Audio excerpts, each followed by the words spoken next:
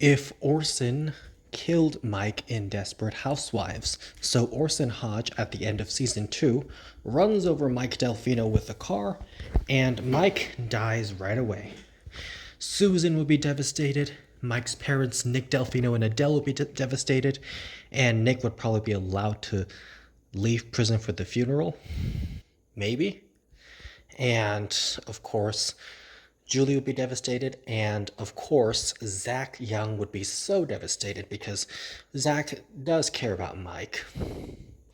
Now, with Mike dead, Susan obviously never has to go to the hospital, and therefore she would never meet Ian, because Ian was only in the hospital for his comatose wife, Jane, and Susan was only in the hospital for comatose Mike.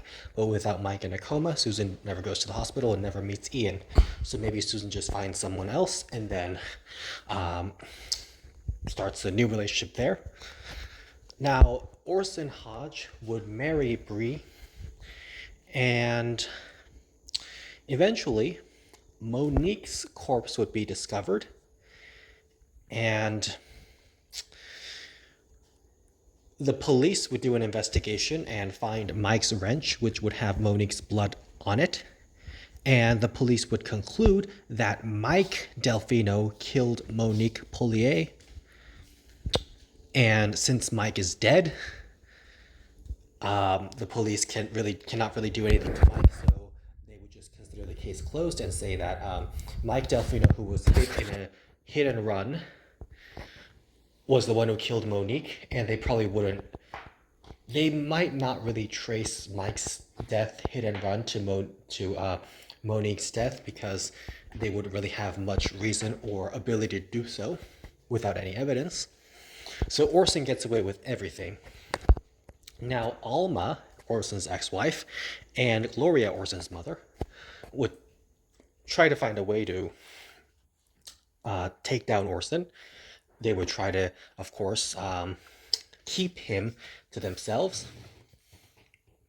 And Orson would probably still outsmart them, and he would defeat them. And with Alma and Gloria out of the way, Orson would live happily ever after with Bree. And since Mike is dead, Orson would still feel very guilty, of course, but he would probably eventually get over it because he seems to have that kind of conscience. And with that, Orson never gets caught for running over Mike. Bree never finds out, so Orson never goes to prison. So therefore, Orson and Bree would probably never grow very distant because they wouldn't be separated for a few years. And Orson would still be a dentist. And with Bree and Orson never really going apart, she probably would not have any reason to divorce him, so she would just stay with him, and Bree would not have an affair with Carl Meyer at all.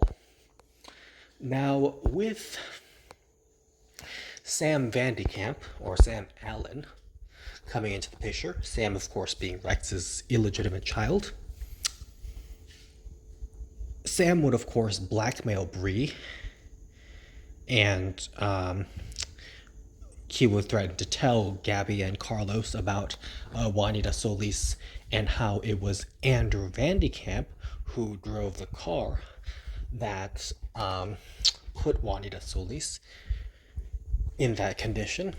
How it was Sam would threaten to tell the Solis family that it was Andrew who put Juanita in a coma.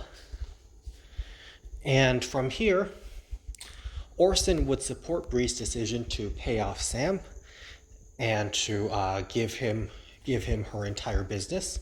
Orson would support that decision, even though he wouldn't like it.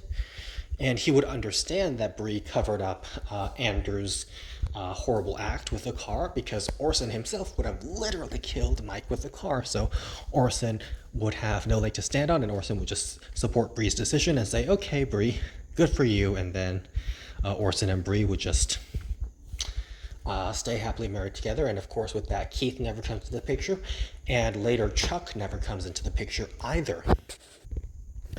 And So without Orson being separated from Bree, he wouldn't be spying on her, obviously, and he wouldn't see Bree covering up Gabby's stepfather Alejandro's um, death, and so there would be no witnesses to the crime, and it would be very hard to link Bree back to the murder, except for the fact that the police would probably still find out about what happened to Alejandro, and now Chuck, who is not dating Bree, Chuck would probably try to do his best to capture the criminals because he is a detective after all, and so that would be his job. And Orson maybe would work out a creative way to avoid getting caught, and Orson might help the people, the desperate housewives, escape any accountability, and Orson would probably be a very great asset to them. So, yes, Orson, if Orson had actually killed, and of course, after that, after Bree is cleared and Bree is saved,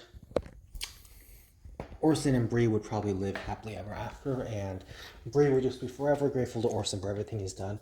And so, ironically, if Orson had killed Mike successfully, his life might have been better, which is so terrible. But in the twisted plot of Desperate Housewives, it's all very strange, and one thing changing could have just changed everything, so very, very drastic.